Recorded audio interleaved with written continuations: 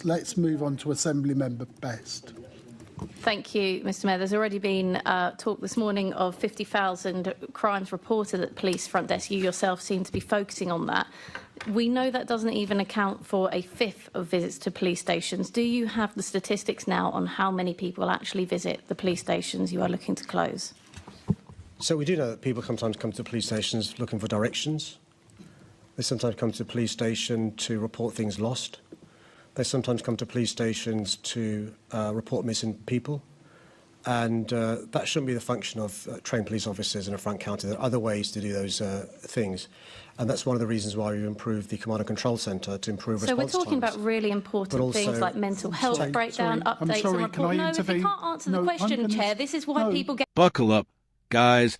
Today we are going to break down a heated moment inside City Hall where a routine question explodes into tension.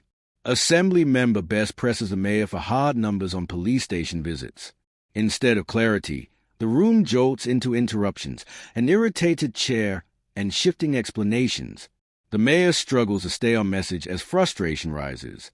What starts as a simple inquiry quickly becomes a battle over accountability. Annoyed with him because I've asked a question. No, you're the chair. You know he's not answering the question. I'm intervening. Then intervene and ask the Mayor to answer the question. Please be quiet. I'm intervening because you're not allowing the Mayor to finish. Finish not answering the question. He is trivialising people visiting police stations to report crimes, to get updates on very serious crime, to report missing persons. He is trivialising why people use police stations. I've asked him a question. He is answering a different question. And, Chair, you wonder why members get frustrated. I understand your frustration. But the fact is he hadn't finished his question for you to become more frustrated, to be honest, in that sense. Now, can I just say to you, let him finish, then come back and you get another go. Let's start the clock again. And the Commissioner, I fully support the Commissioner, 18 months ago took a decision to withdraw from that police service doing as much work as they were doing with mental health issues. The right people to look after people who are mental. Here the pressure intensifies as Best challenges the Mayor for trivializing why people visit police stations. She stresses these aren't casual visits. They involve serious crimes, missing persons, and urgent updates. Her irritation grows as she accuses him of answering everything except a question. The chair attempts to manage the chaos, but fails to calm the rising storm. Each interruption fuels a sense that the Mayor is dodging. The clash grows sharper with every sentence. Unwell are practitioners, and so I support the Met Police Service in withdrawing for some of the mental health work they were doing, because they were chaperoning for hours somebody who was unwell, spending hours and hours with mentally unwell people in A&E, and so I support them and the decision they took to do that. Chair, did you even see a scent of an answer to the question I asked? That's not for me to judge. It's for you actually, to go it is back. As the chair. It is actually as the chair. When we ask a question as members of the Mayor, you should help direct him if he can't understand the question. The question is, how many people visit a police station every year? Mayor, do you want to answer that question? I've not got that to hand. I'm sure I can get somebody to write to the member to give her the answer. I don't think you can get it to hand because I've been asking for over a month. We know that reports of crimes only count for a fifth of visits to the police station. You just said, the first thing you said in this meeting was visible neighbourhood policing is the most important thing to people. It is not just being safe, it is the perception of safety, and police bases do that. So if you don't even know how many people are visiting them, I don't know how you can close them. Well, we're going to disagree on this, because I think a building doesn't make me feel safe. In this part, the Mayor admits he doesn't have the numbers, promising to write later, an answer that lands poorly. Best pushes back hard, reminding him that closures are happening this month, not someday. She argues that without data, no responsible leader could close public-facing police counters. The Mayor repeats his stance that visibility from officers matters more than buildings. The divide widens as Best demands evidence while he offers generalities. Neither side shows signs of budging. Police officers being visible makes me feel safe. And if I can save money from a front counter not being used 24 hours a day and use that money to employ police officers, that's a better use of those resources, I would argue. But you don't know how many people are using them. Do you not understand the fundamental principle of your saying that you're not protecting this building, but you can't tell us how many people are using the service? Literally 2 minutes ago I said I'd write to the member and let her know the information. Trying to close the police stations this month.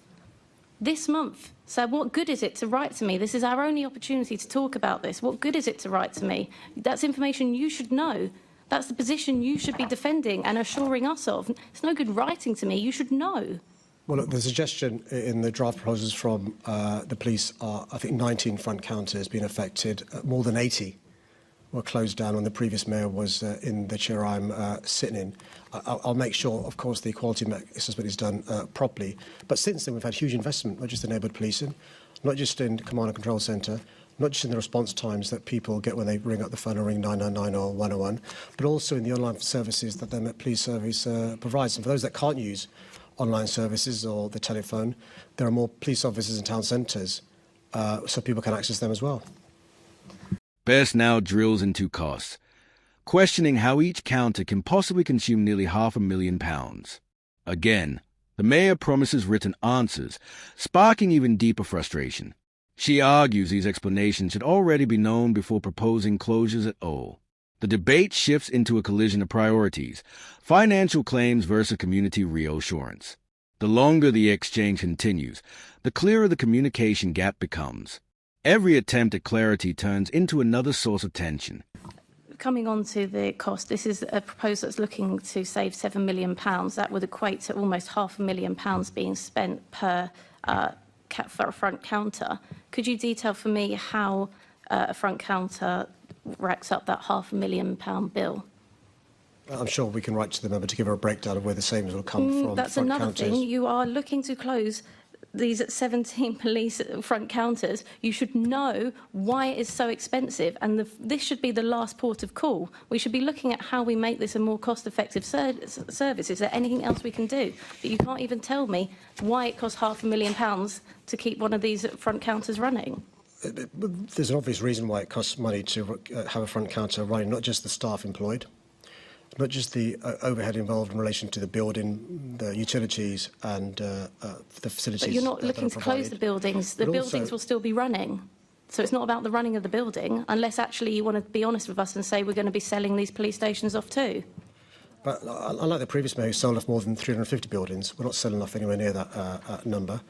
There are some buildings that will continue to be used by the police, custody suites, CID and so forth. And they will have phones outside, video screens, so people can still contact the police who turn up to a police station. Very few turn up to a police station. I think you're forgetting the question. You're not even answering the question. Just cut it. We'll just stop because we're asking about funds and he's talking about something completely different. You're prolonging it. You'll make your points. We are getting some information, but let's try. Yeah, I do think, but let's try. Let's try and finish.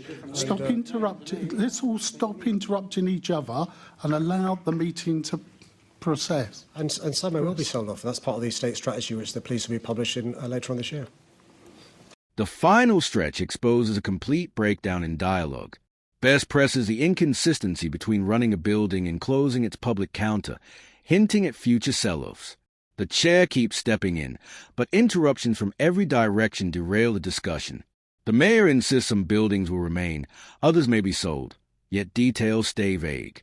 The unresolved tension leaves the room uneasy, highlighting the transparency still missing in the process.